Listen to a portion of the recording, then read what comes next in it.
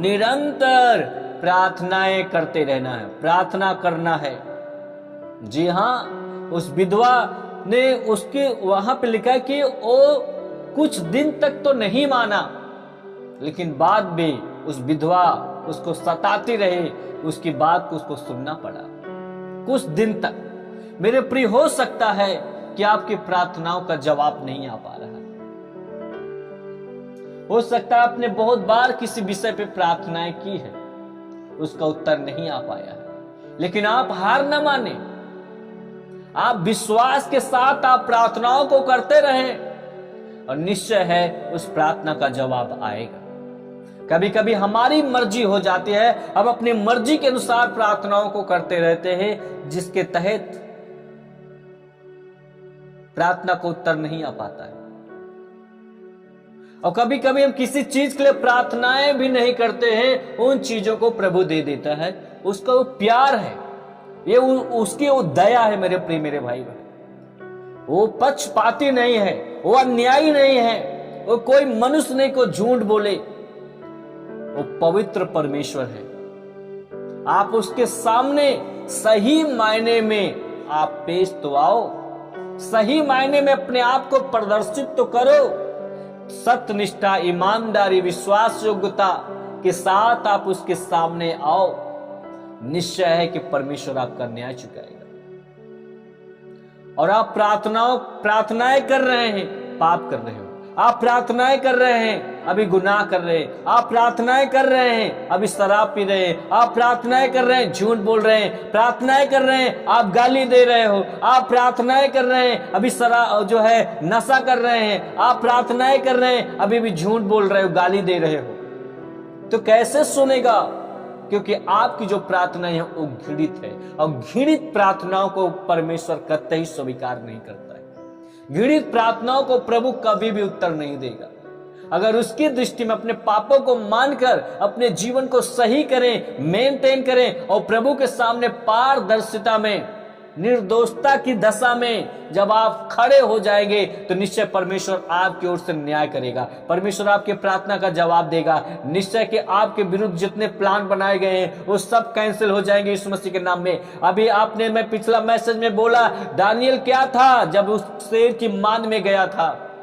Daniel का क्या कसूर था? वो प्रार्थना करता था, जिसकी वजह से षड्यंत्र के द्वारा उसको शेर की मान में डाल दिया गया। और फिर वो राजा बोलता है, दानियल जिसकी तू उपासना करता है, क्या वो परमेश्वर तुझे बचाया?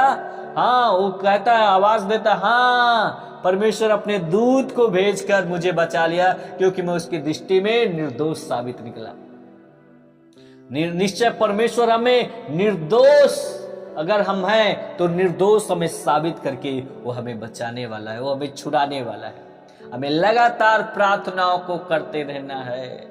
जी हाँ, हालेलुया। दानियल लगातार 3 टाइम प्रार्थनाओं को करते रहा। समस्या आ गया, प्रॉब्लम आ गया शेर की मान में जाने के लिए, फिर भी वो हियाव और हिम्मत और साहस को नहीं छोड़ा, प्रार्थनाओं को करता रहा। और उसमें भी परमेश्वर की सहायता की, मदद किया। तो मेरे कहने का मतलब है, हार मत मानो, आप प्रार्थनाओं में लगे रहिए मेरे प्रिय मेरे भाई बहन। और यहाँ पर आपने देखा, उस विधवा के समान निरंतर हमें भी प्रार्थना को करते रहना चाहिए। जब तक मनुष्य का पुत्र वापस लौट न आए, हम अपने विश्वास को ना खोए मेरे प्रिय मेरे भाई बहन। जब तक मनुष्य का पुत्र वापस आ नहीं जाता है, तब तक हम, यहाँ पे क्या लिखा है 8 में, मैं तुमसे कहता हूं वह तुरंत उनका न्याय चुकाएगा। तो भी मनुष्य का पुत्र जब आएगा तो क्या वह पृथ्वी पर विश्वास पाएगा?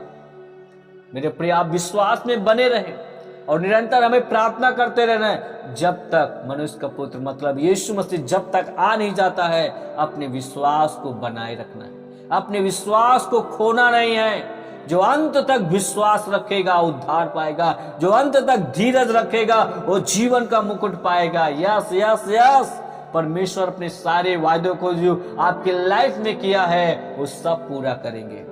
Yes, hallelujah hallelujah. आपके साथ जो अन्याय हुआ है, आपके साथ जो गलत तरीके से आपको जो फंसाया गया है, गलत तरीके से जो मुकदमे लिखे गए हैं, निश्चय है कि परमेश्वर की दृष्टि में आप निर्दोष रहना, परमेश्वर आपकी ओर से लड़ेगा। वो न्याय करने वाला परमेश्वर है, वो बचाने वाला परमेश्वर है।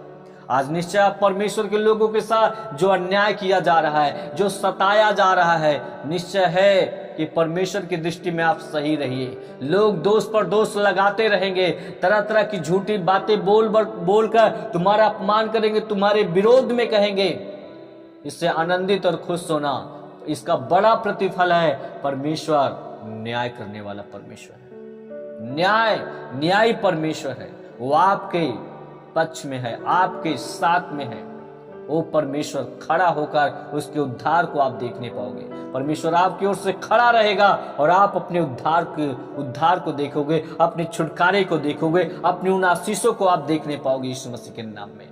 Yes yes yes, hallelujah hallelujah. तो मैं यही कहता हूं, जब तक मनुष्य का पुत्र यीशु आ नहीं जाता है, मेरे प्रिय, आप अपने विश्वास को खोना नहीं, अपने विश्वास को बनाए रखना। प्रार्थना और नित्य प्रार्थना और हियाव और साहस को नहीं छोड़ना है।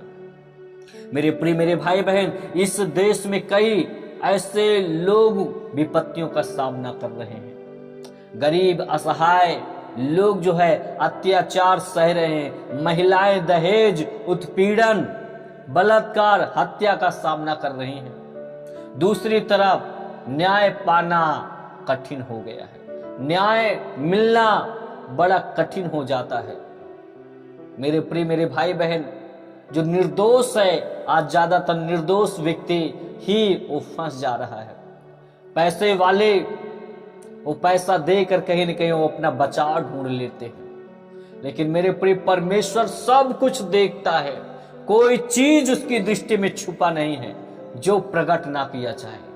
कोई भी चीज ढपी नहीं जो खोला ना जाए। परमेश्वर न्याय करने वाला परमेश्वर है मेरे प्रिय। और यहाँ पे हमने बताया कि बहुत सारी समस्याओं को लोग सामना कर रहे हैं और यहाँ तक कि जो है न्याय मिलना उनको मुश्किल हो गया। बेगुनाह को सजा मिल जा रही है, निर्दोष को सजा मिल जा रही है, जिनका कोई कसूर नहीं होता है, जिनसे कोई लेना देना नहीं होता है, वो बेचारे फंस जा रहे हैं। लेकिन मेरे प्रिय, वो परमेश्वर न्याय करने वाला परमेश्वर, वो अपने लोगों को, परमेश्वर के लोगों के साथ जो अन्याय हुआ है, परमेश्वर देख रहा है, उसको न्याय करेगा। यस यस, वो जीवित परमेश्वर है। उसके लोगों के साथ, या जो उस पर विश्वास भी नहीं करते हैं, फिर भी परमेश्वर वो न्याय करने वाला परमेश्वर है, वो सब कुछ देख रहा है। Yes yes. लेकिन एक चीज को मैं बताना चाहता हूं मेरे प्रिय मेरे भाई बहन, यहाँ पे बहुत सारे जो है समस्याओं का सामना लोग कर रहे हैं। परमेश्वर देख रहा है। यहोवा की अदालत में, परमेश्वर की अदालत में दुष्ट लोग ठहर नहीं सकेंगे, याद रखिएगा। यस, वो परमेश्वर का जो न्याय सिंहासन है, उसके सामने कोई घूस नहीं चलेगा, वो न्याय करेगा सीधा। Yes yes, hallelujah. और दूसरी तरफ कलीसियाओं को धार्मिक कट्टरपंथियों द्वारा नाश किया जाता है और विश्वासियों को सताया जाता है। पुलिस और न्यायालय में जो घटित हो रहा उसे अनदेखा करते हैं, परंतु हमें विधवा के समान हमें न्याय की खोज में लगे रहना है, खोज करना नहीं छोड़ना है। ये अन्यायी व्यक्ति, ये अधर्मी व्यक्ति, अधर्मी जो न्यायाधीश था, ये कुछ समय तक तो नहीं माना उस विधवा की बातों को, लेकिन बाद में वो तंग आकर उसकी बात को उसको सुनना पड़ा। उसी प्रकार मेरे प्रिय मेरे भाई बहन, आप अपने न्याय के लिए, अपने आप हक के लिए निश्चय आप आवाज को उठाते रहें, आप बोलते रहें। निश्चय है कि सब कुछ प्रभु बदलेगा, सब कुछ चेंज होगा यीशु मसीह के सामर्थ्य नाम में। Yes yes yes yes, hallelujah. प्रभु के नाम की स्तुति हो, प्रभु के नाम की महिमा हो। ओ परमेश्वर सुन रहा, कोई सुने या ना सुने, लेकिन जब ओ सुनेगा तो सबको सुनना पड़ेगा। आमीन आप बोले जी हाँ, हालेलुया। आप आनंदित रहिए, आप खुश रहिए, आप मगन रहिए। उस शांति का परमेश्वर प्रभु यीशु मसीह वो आपके साथ में है, वो आपके साथ बुरा नहीं होने देगा। उसका न्याय करने वाला परमेश्वर है। आप विपत्तियों में है, समस्याओं में है, आप हार न माने, उसमें से आप बाहर आने पाओगे यीशु मसीह के सामर्थ्य नाम में। जी हाँ, हालेलुया। प्रभु के नाम की महिमा हो। ये विधवा औरत ने निरंतर उस न्यायी के पास जाया करती थी। वो कुछ समय तक तो नहीं माना, बाद में उसको मानना पड़ा। उसी प्रकार मेरे प्रिय, कुछ भी हो रहा है, फिर भी हमें न्याय मिल रहा है या नहीं मिल रहा है, फिर भी हमें लगातार न्याय की खोज में लगे रहना है। न्याय की खोज में लगे रहना है। निश्चय विश्वास और उम्मीद और आशा करके, प्रार्थना करके आप न्याय की खोज में लगे रहना है। ओ परमेश्वर जब आदेश करेगा, उस सबको मानना पड़ेगा।